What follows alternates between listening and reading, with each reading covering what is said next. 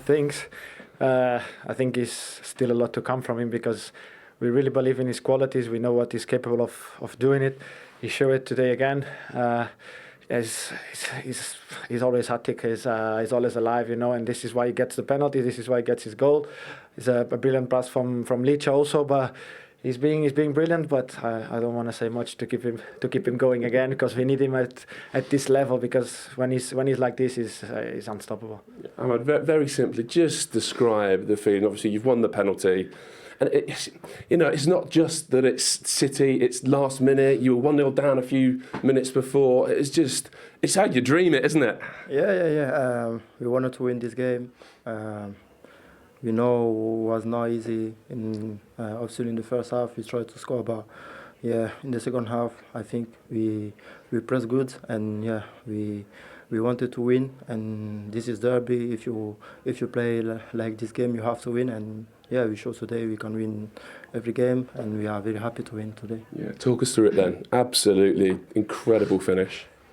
I want to thank God for this, and let's enjoy for today and focus for the next game. Yeah. And he's a humble guy as well. Oh, he's not of many words in English. He's doing great. He's doing great. He speaks more in French and Italian than in English, but he is. And as I said, I just want him to keep working because that's what he's been doing, and he can be just okay with this because it's great what he did today. But I'm pretty sure that he can do this every week. So we expect it. He knows the expectations to play for Man United. We want this week in, week out. He's been here for a while. He's now getting his chances deservedly because he's been working hard, and the results are here. When you do the right things in the right moment, things will come to you, and you are prepared for it. And credit to you as well. Lovely, cool penalty at a pressure moment. You had that big chance just before as well. So did that maybe give you some extra nerves while you were waiting to take the penalty? Oh, of course it did because it was a big chance. Was still 1-0 down. You go 1v1 on with the keeper. I just tried to lift a little bit the ball to go away from Ederson.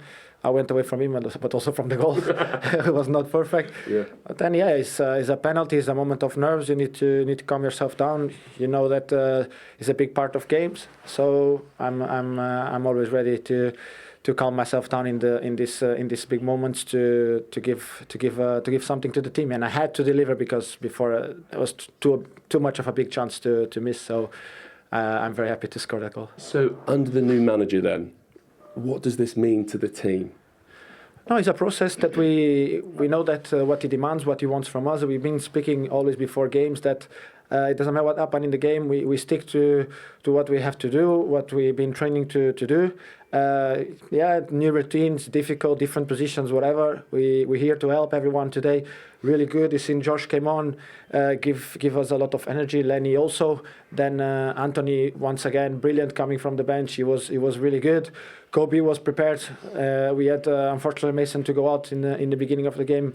Kobe jumped in, always prepared.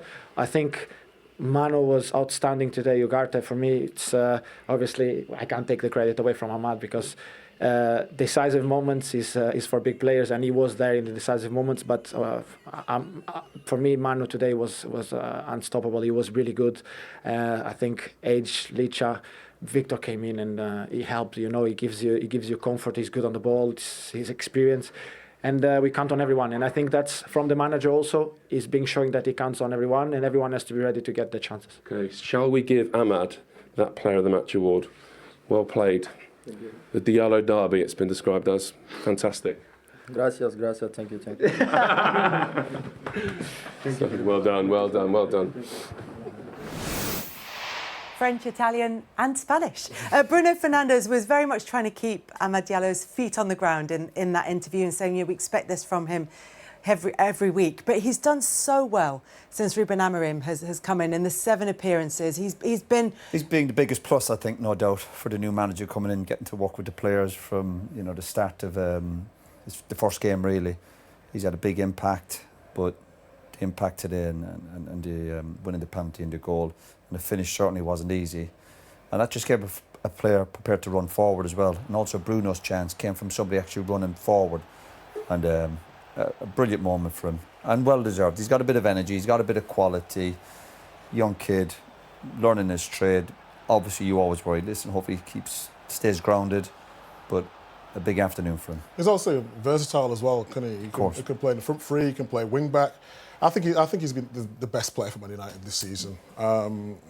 Taking it all into consideration, new manager, how young he is. He's just 22 years of age.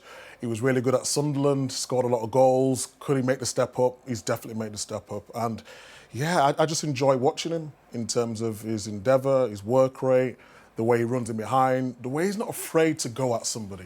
How many times do we see wingers in today's football, they go to the line and they come back? He's not doing that. He's got that confidence and belief in himself that he can play at this level. So yeah, the importance of running behind, and that was the key. Particularly, I know sometimes you have to gamble towards the end, but you needed a bit of luck. But be prepared to run behind it. The way the game has changed a lot over the last few years, particularly for midfielders. Everyone wants to come and get a feel for the ball and get touches. But you need people running beyond the ball, running beyond the striker. And that's where United created their best moments. But it's just his composure as well. Yeah. The way he took his goal was just brilliant. So you see a lot of players, especially young players in that position, sort of snatch at it or rush it, but he took his time, he lifted it over, and then the finish, with conviction as well. Really good day. We look for certain traits in a Man United player, obviously, and he looks like he's got that. He looks like he's comfortable in the jersey. We talk about pressure and recruitment over the last few years, and players can't find their feet playing for Man United. But he looks as if I'm okay being a Man United player. I think the important thing though is just, I know Bruno was being sort of a party pooper there and talking about Agate, but just in terms of the pressure of Man United and staying at that level. We've talked about Garnacho at times. When he first came into the squad, I thought he was brilliant. And now, we've seen it with Amad Diallo. He just needs to keep his feet on the floor and do what he does best. That's the key for any young player, obviously, coming to any big club. It's how you deal with now the expectation, the pressure, the importance he played today, contract situations, his family around him. Yeah, that goes for any young player playing for a big club. Just keep your feet in the ground. Did you keep your feet on the ground? Absolutely, yeah. Did you? Well, I'd want to. Usually while he was slide tackling. Are you sure about that? I was drunk somewhere. No, you stay grounded.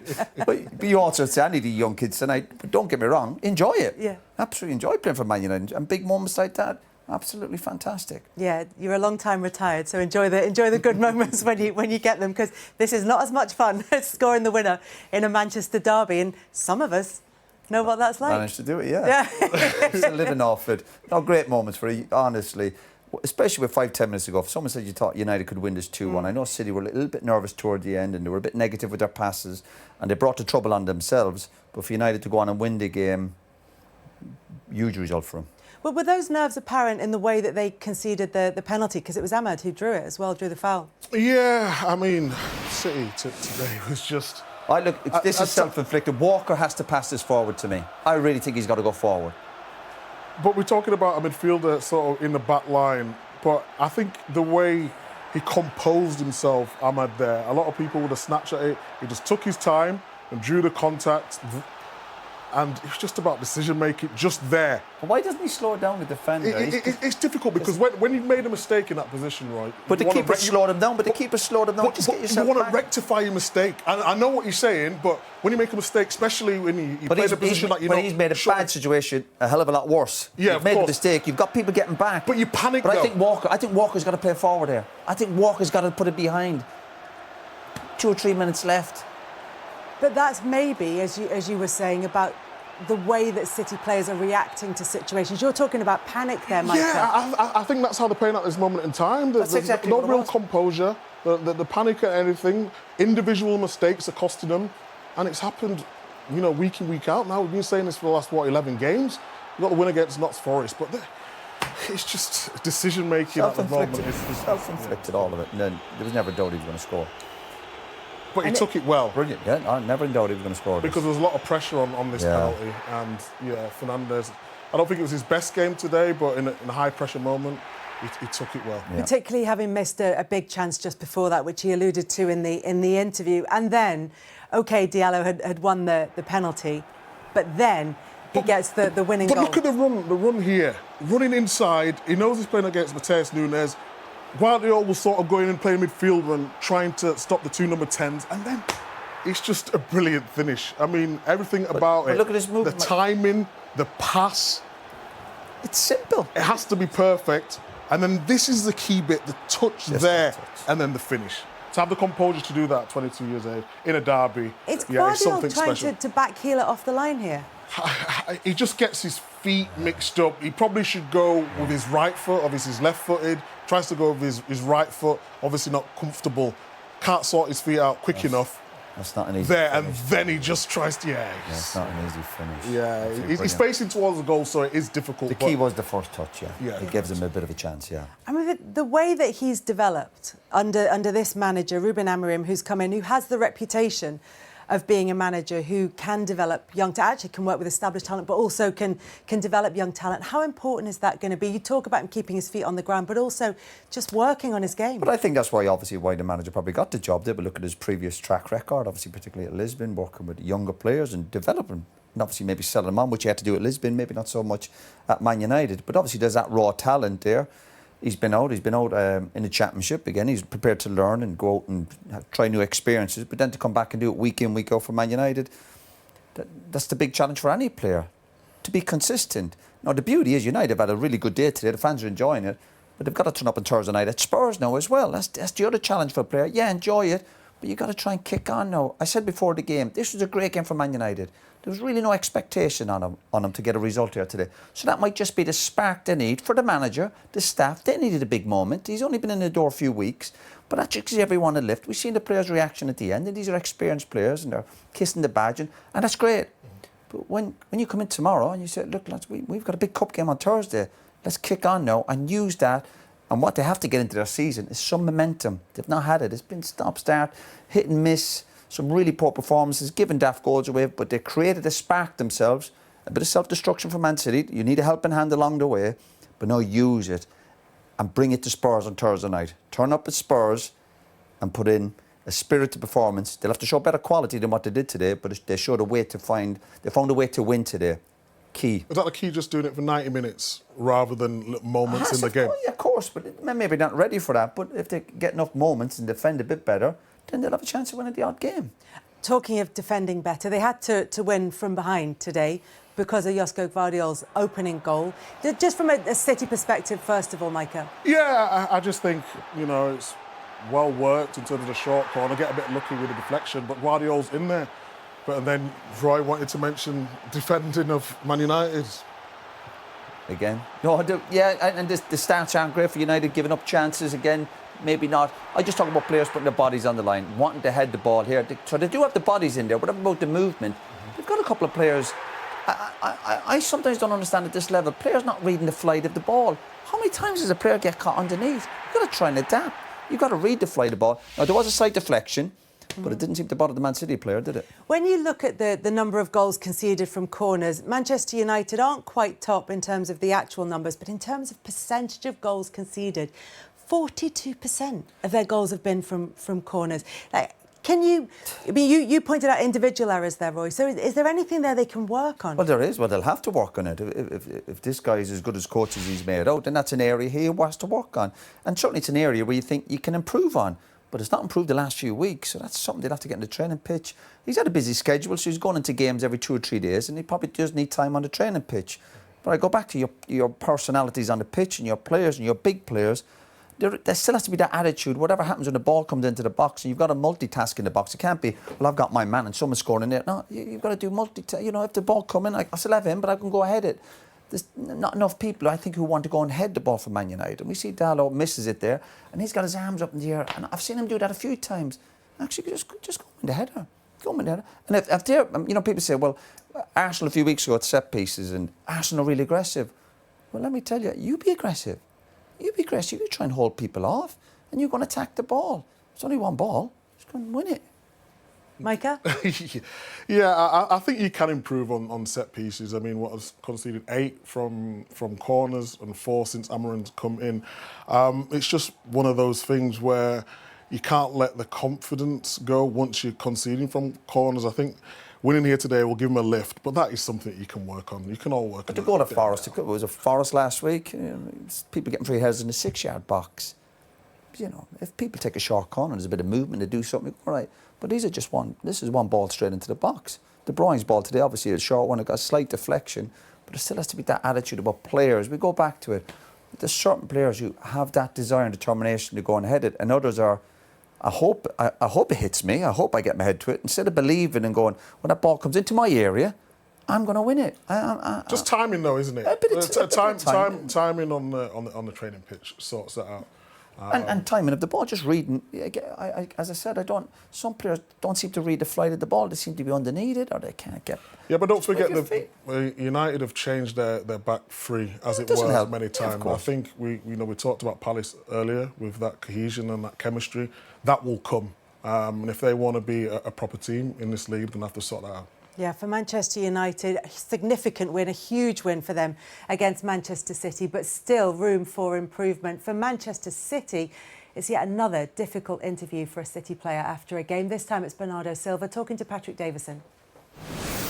Well, Bernardo, understandably, you all looked so shocked at the end. Is it a job understanding almost what's just happened? No, we totally deserved what happened, because doesn't mean at this level, if it's a game or two, you can say that you're being lucky or unlucky. If it's 10 games, it's not about that. And if minute 87 of the game in a derby, you're winning 1-0, corner for your team, and the ball ends up in your keeper with a penalty for them, my friend, if you make these kind of stupid decisions when it's 3 minutes or 4 minutes to go, you deserve to pay for that. And yeah, that's of course, if you look at the game, my feeling was there was only one team that could win that game, but at the end we lost, and and it's not one game. It's a lot of games lately, and yeah, we have to look at ourselves. It's not about we're playing so well and it's a bit unlucky. No, it's the decisions that you make. Today, the last minutes we played like under 15s, and you pay the price. So, to use your word, stupid. These stupid decisions, why are they happening? Well, I don't know. I know that we don't want them to happen. But as I said, it's a bit frustrating, because if you look at the game, and if you look at the game until minute 86, there was only one team that could win this football game.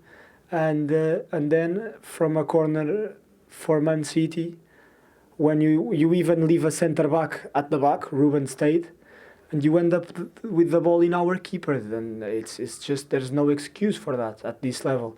So as I said, we deserved what happened. So right now, do people go into that dressing room, put an arm, for example, around Matheus Nunes, or are your standards higher than that? It sounds like there might have actually been a few harsh words in there.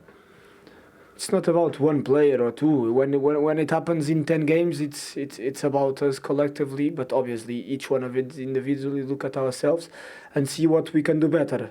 But of course, there needs to be communication at that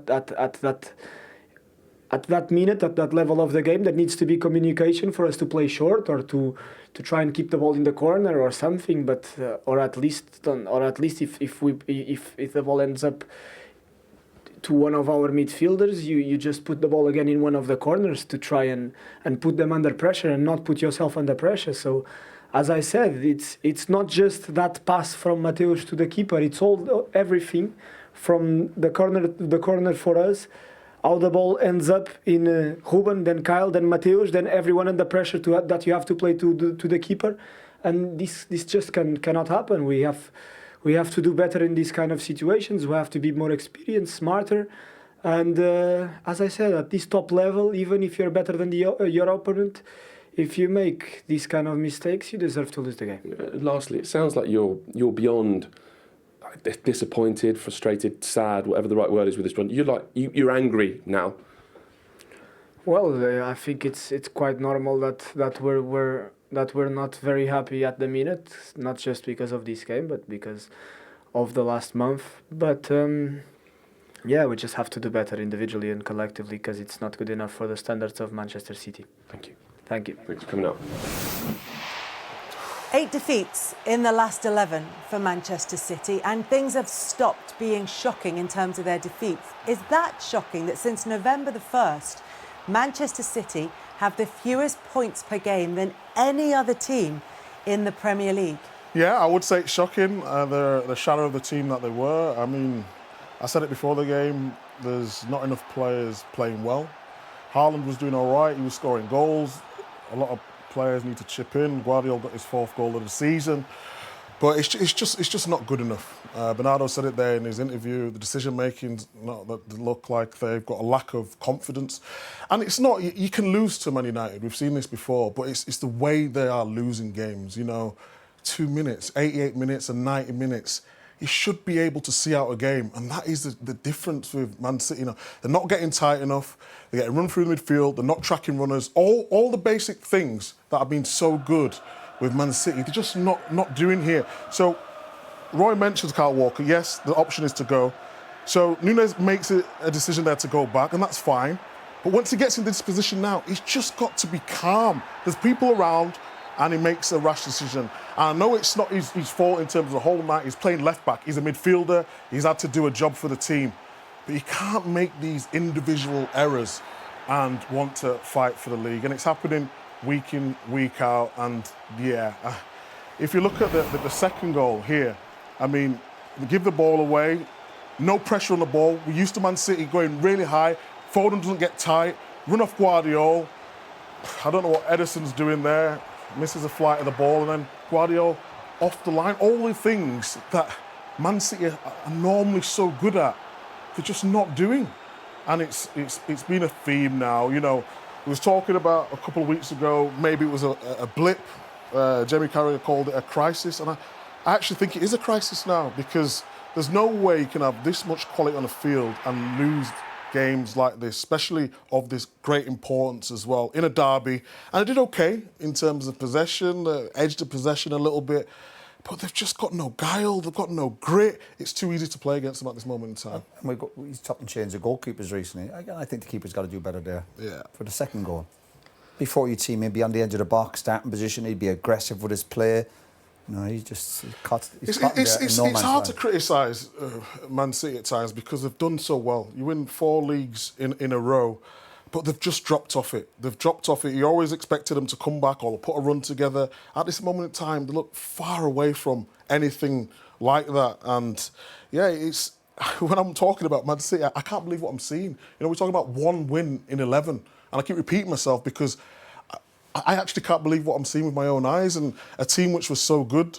Yes, we can blame Rodri, I think, early stages, the way he controls games. Yes, Rodri is a vital member of this side, the way they want to set up. Kovacic has been injured, it comes on, but it's just too easy. It's more than just one player now, it's a collective. I think they'll be more shell-shocked after this game than the previous. I know they're on a bad run, but this will take a while to recover from this one. Well, Ruben, as you seek to change and transform and take Manchester United forward, does this feel like a massive, massive moment? I think for everyone, it's just 3 points. We have a lot to do, but it was massive for our friends. But I see the same game until the 85 minute. So maybe our conversation would be so much different without 2 goals, but the performance would be the same. So let's focus. I think they did a very good job, and they were in the game during 90 minutes, and that is really important. Then you don't control the result, but I think we deserved this win. It was a good day for us. Could you see it coming at all? No, you can feel it that we were near to score. We improve our speed when we make our runs, and we had some opportunities with that. We controlled very well Haaland and the other guys in the offense of City, and then in the end we believe it. And when we score the first one, you feel it. You feel it in the team. They wanted more, and then congratulations to the lads. When you're starting a new project and you need people to believe in it and come with you, surely a win like that, because you just said it's just 3 points, but a win like that helps people to believe, it helps the players to follow, surely. Of course, it's really important, but when this game finished, I remember 1 week ago in the Storm, we were 3-1 down with Nottingham at home. And that feeling, I always keep that feeling for these days, to not carry away. It's 3 points. We need it a lot. We needed a lot. This team needed a lot, but we did a great job. So it was, like I said, a good game for us. You're quite business-like. Are you already? And I think I saw you the first one down the tunnel. Is your head already full of details, things that weren't right, onto the next match almost immediately? It's more the problem with Mason Mount and Noose. It's you think right away. You go in the tunnel and you think right away because we have a lot of games, and you know that you need to continue to win because this will change if we don't win the next game. So, yeah, you can say that. Yeah, I mean that looked really sad with Mason Mount, and he's a good guy. I think that's sort of widely felt in the football world. It feels like he'll be a really good fit with your style as well. How bad is the injury? Yeah, it's really fit our style. He'll continue to fit because he's a very good player and also outside the pitch. He's the kind of character that I want in this team and we want as a club. In this team, he has a movement that was not like something that he make a sprint. He makes a movement, stretch his leg, and they felt something. So it was bad luck. It was nothing with the problems with the body of Mason Mount. It was a bad movement, and then we are going to recover and because we need it. Yeah, and in terms of players who look a really good fit for you and your style, Ahmad, your match winner today. Yeah, it was. I said it already. It was also a work with Eric. They bring that kid, and then Ruth did a great job, and we continue that job. He can play both positions, but in this position, in this kind of game, his ability to run with the ball is really important. But all the players fit in my system. They just, if they want, they are talented. Every player in our squad can fit in this system because this is a normal system. So there are still going to be a lot of questions about Rashford and Garnacho and the decision you made at the start of the day or yesterday. What do they have to do to fit in, to be part of what's happened today? It was nothing special. Finish one game, start a new week, new life. So if they train well, they will compete for a place in the team. If they are better than the other guys in all the situations inside and outside the pitch, they will playing because they are really talented, and we need a lot of Garna and Rush. Yeah, but I guess when you say if they train well, if I'm honest, it makes me think they haven't been training well. No, it's the same for everybody. What I'm saying is in this next week, if they train well like the others, because I don't know the future. So if they train well, like it's the same for every player, they will play. Or on the bench because it's really important, the guys on the bench. So it's just one decision for one game. Maybe not the big deal I'm making of it. That's I think is an important thing to say. It was not a disciplinary thing. It's something that we have to improve our standards as a club. We are doing that outside the pitch, inside the pitch, and it was just a normal week. And they will get used to do this, and that thing will improve the quality of the squad. Thank you. Well done. Thank you very much. Pleasure. Really interesting, particularly towards the end there with Ruben Amorim's comments, which we will get to. Gary Neville has joined us in the studio. Before we get into the details, though, Gary, thoughts on the game, on the victory, on the importance of the victory? You pick and choose when you want to come into the studio. I have been here enough times, by the way, where you've been that little smirk on your face. No, I mean, it was. Everyone was shell-shocked at the end. I said a line that United didn't play particularly well in the game. I thought the centre-half did an half-decent job, but City were trying to crawl over the line with the way in which the game was finishing. But Ahmad has gripped the game by the scruff of the neck. Not giving in, closing down that pass from Núñez, and then obviously making the run at the end. That bit of quality is the one shining light. I think along with Mazraoui, both of those played with a real fearlessness and a real sort of spirit that I would expect.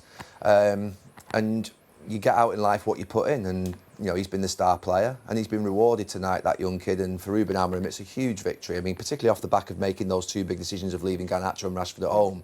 To see, the kid that obviously is replacing them, they would have started definitely in front of Ahmad in the last 2 years. So, it's a big day for Ruben Amorim. It should give the players also a lot of confidence. Yeah, again, we will come to that in just a second. But for Amorim and the results that he's had so far, he's only a month in, so there aren't going to be wholesale changes for Manchester United. But when you look at the games, when you look at the performances, how would you assess that when you factor in a derby win at the Etihad? It obviously looks a lot better now after today, but that if that game was 5 minutes on and they lose the game, it would have been 3 Premier League defeats on the bounce, and the team they played on Thursday night were bang average. So, it's that fine line still. I don't think he'll get carried away tonight. In fact, he's not. We've just heard from him. I think he's quite businesslike. But there's getting carried away, and then there's just enjoying the moment, isn't there? Enjoying the moment and understanding that sometimes you just need something to happen in football to give you a spark that can make the dressing room believe in you, make the dressing room have faith in you. And I think, like you say, I'm going to come back to those two being left at home.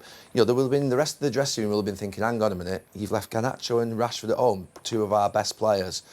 That's a big call. But when you go and win, you ain't half empowered as a manager, and he will feel so empowered tonight. Go on then. What do you think about his reasons for doing that, and what it says about their future? I don't know about their long-term future, but what it's really clear is he's mentioned engaging with teammates. He's mentioned standards. So he's given us clues, emphatic clues as to what's happened in the last few days, that they've been, moping and not doing their bit around the training ground, engaging with their teammates properly, and standards in training. And he's thought, no, I'm not having it. I'm not accepting it. And good on him, because for far too long we've seen players mope around that pitch and still continue to get a game and, he's on the bench today. No, it's got to be non-negotiable. If you don't give your all in your job, you're gone. You're out. That's it. That's not just actually as a football player. That's a plumber, electrician, anybody in life. If you don't give your very best and you don't, look like you're enthused every single day. And we've said for years, we've been sat in this studio for years as Manchester United ex-players saying, just give your absolute all, and the players not running back. We've seen Rashford and Garnacho for years stand up on that left and right wing, not chase back when fullbacks have gone past them, and keep their place in the team. No more. You must feel sorry for them, though, a little bit. Maybe for Rashford, homegrown player. Micah, I want Marcus Rashford and Garnacho to come back stronger, take the message that they've been given this morning by going training at the training ground on a Sunday when no one else is there.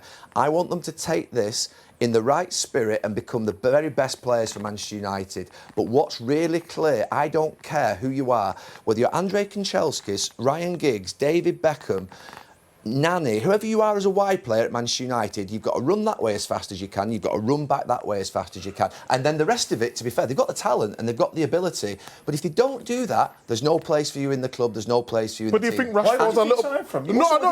No, I just feel like every time we're talking about Man United, and I think Rashford is a little bit of a scapegoat at times. Don't hone in on Rashford. Don't hone in on Rashford. Don't try and move the... I'm not because... Don't try and move it. It's Garnacho and Rashford have sulked for the last few weeks. Yes, but hold on. But Garnacho's not gone to the same level as Rashford before. Rashford scored 30 goals 2 seasons ago.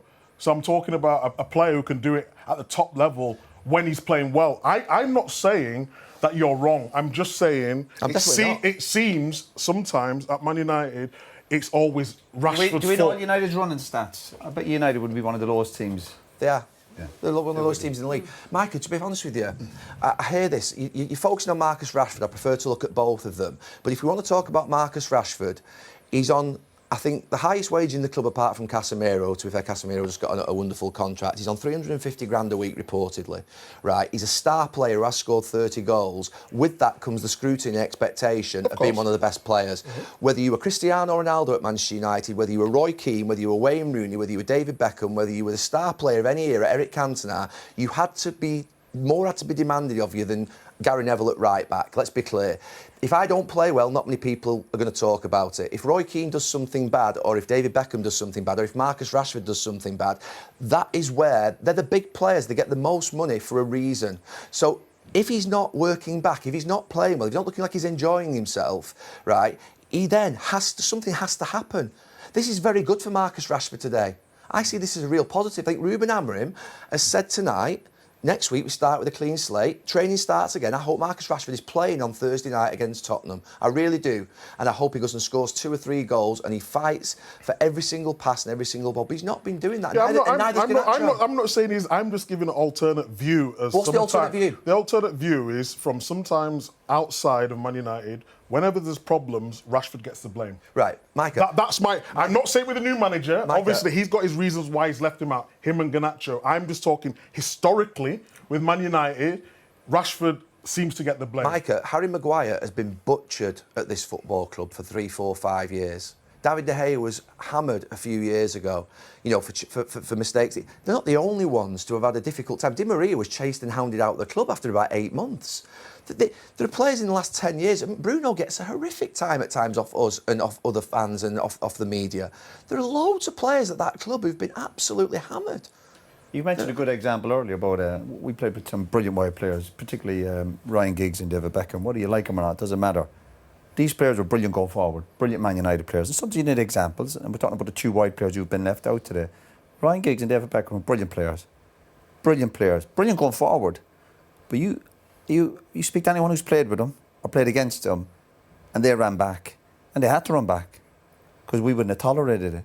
So if this idea of playing football, if it was all just about running forward, football would be great. Is there something deeper going on? Players don't just run back, do they? But there must be something going on De Bruyne, within what they're going through, or the manager.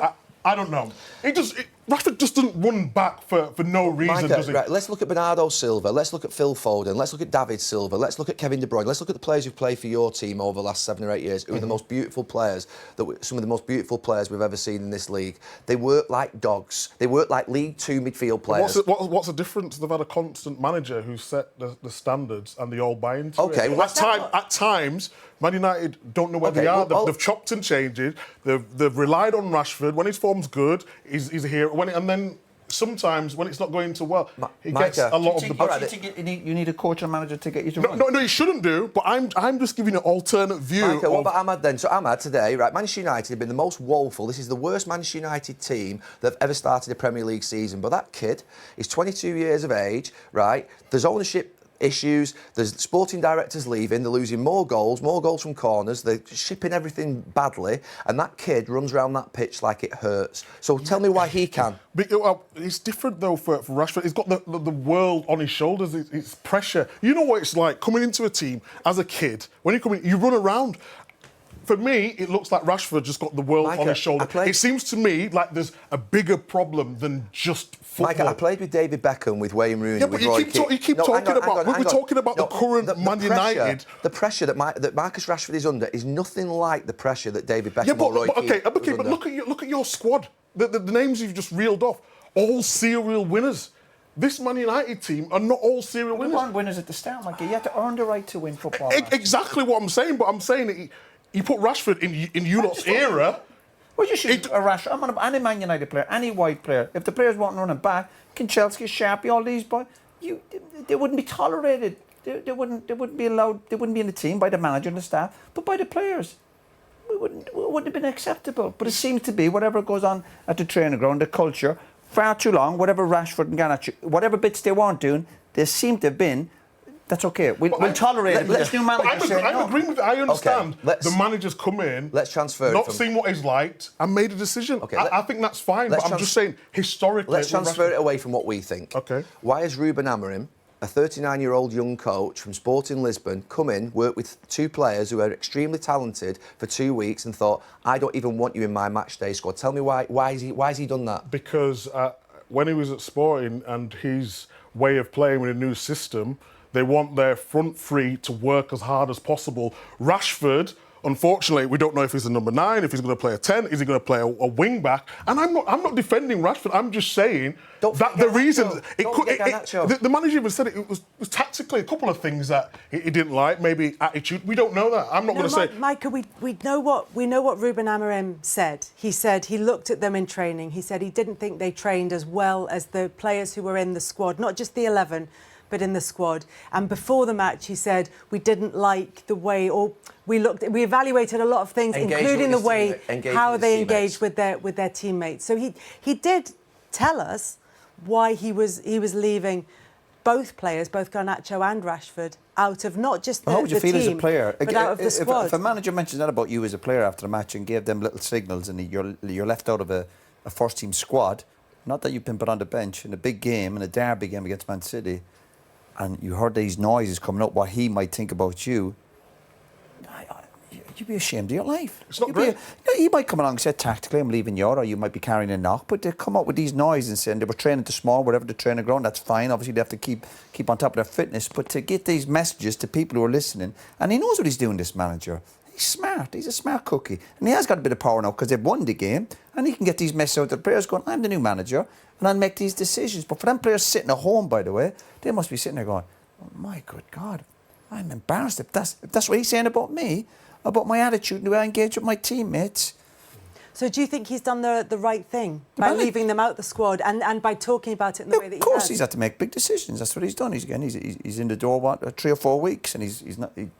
Again, his eyes don't lie to him. He's looked at the players. Results haven't been great. And obviously, these two players aren't on their own in terms of their performances. But if he's on about attitude, the way they train, then you do say it to him. And I suppose the time to do it is in a big game. Because you go, listen, it will grab a few headlines like it did before the game. He knew what he was doing. He gets the win. But hopefully, also, the other side of the man management is going, but you're also, lads, you've made a mistake. You've got to liven up. I will have you back in the squad, but I need a reaction from you. That's what sport is about. Will you get a reaction from these two players? We'll wait and see over the next week or two. Kelly, how do you change a culture? We talk about culture in a football club. Who are the two best players at Manchester United in terms of attacking players? Marcus Rashford and Garnacho. They're the two players, without a shadow of a doubt, that you would look at and say are Manchester United's best two attacking players. Best of a bad bunch, Gary. But they're the very best that Manchester United have at this moment in time. Marcus has scored 30 goals. Garnacho's come onto the scene and ripped it up for a couple of years and looks like a real potential star. If those two players, as the stars, are setting a bad standard and not engaging with their teammates correctly, you either have to do one of two things. You try and shirk it as a manager, which many would have done. You try and put them on the bench and say, OK, I'm just leaving them out and I'm resting them and they can play in bigger way. Or you can make a real statement and say, I'm sorry, I'm not accepting it or tolerating it, no matter who it is, even if it's the most talented players on the most money.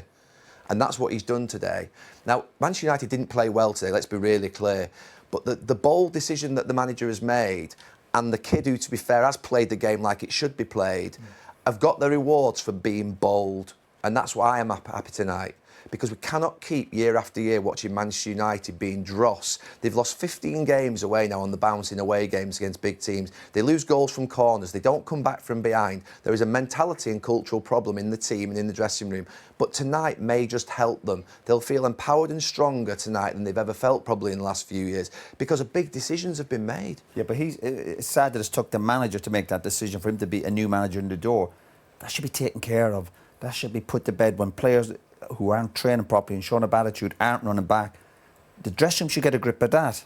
That's another concern, that it's took a new manager to come and go, that won't be tolerated. That should have been dealt with months ago because some of these players have been training and behaving like that for a long time and they've been let get away with it. But fair play to the new manager. As you said, 15 away games without a win. Run of the last 11 results from October the 30th and that defeat by Tottenham.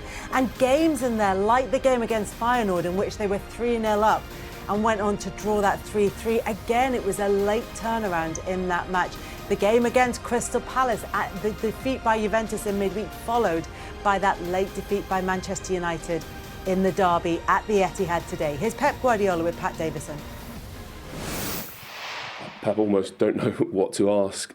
How do you explain that? What have you said to your players? Well, this year, many times, I would say that many times unfortunately happened. So we give away many things against Feyenoord, against games in this season, and in that level is more difficult. So we are not, I would say, nice in the way we play. You know, before it was so fluid, and now we struggle for different reasons, of course, a lot of defeats, but we put everything. The game was almost close because except one chance from Bruno Bernardo, that it was previous incredible fault from central defender to Doku, that you consider transition. The rest, okay, they were a little bit more possession in the first half, but nothing special. But at the end, we give away the 2 goals, and it's more difficult. Yeah, Bernardo's just been in and stood where you're standing, talked about stupid decisions. Under 15 football, does it just feel really self-inflicted at the end there? Yeah, I know, but that's what it is. So what can I say? I said we can lose for this action of this player. No, it's not about that. So it was tough season and will be tough season. Yeah, what did you make of the quality of the game? I think you just said there it wasn't nice. It didn't flow today. Fair. No, we didn't play in our best, I would say, because in some positions we are not our best, and we struggle a little bit. But it's what it is, because now we don't play play for many things, but especially for the momentum that we have. Yeah, it's part of it. I mean, I think you've said throughout this run, I know what the problem is.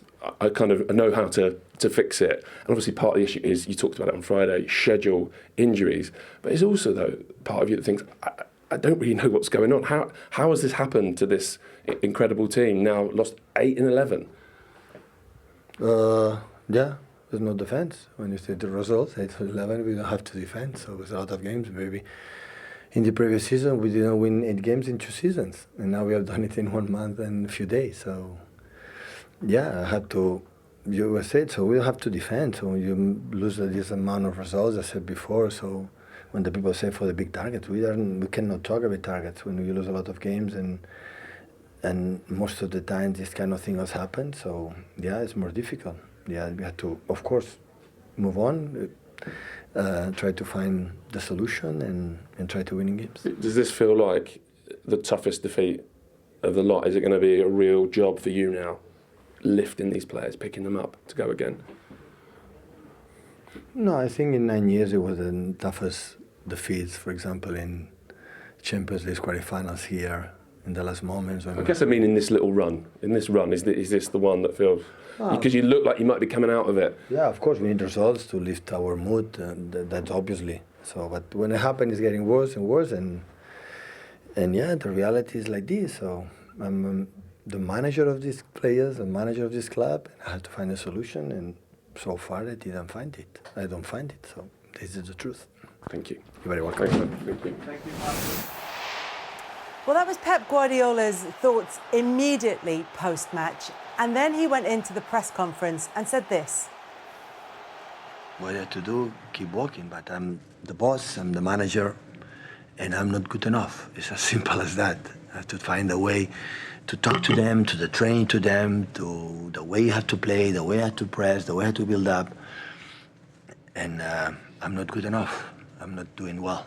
That is the truth. Because they said it's always the same problem. It's been fixed. You know, I say, no, it's that player. It's fixed, no play. But it's not that. Mateos, the incredible effort have played in the left back, have played really, really, really, really good, with or without.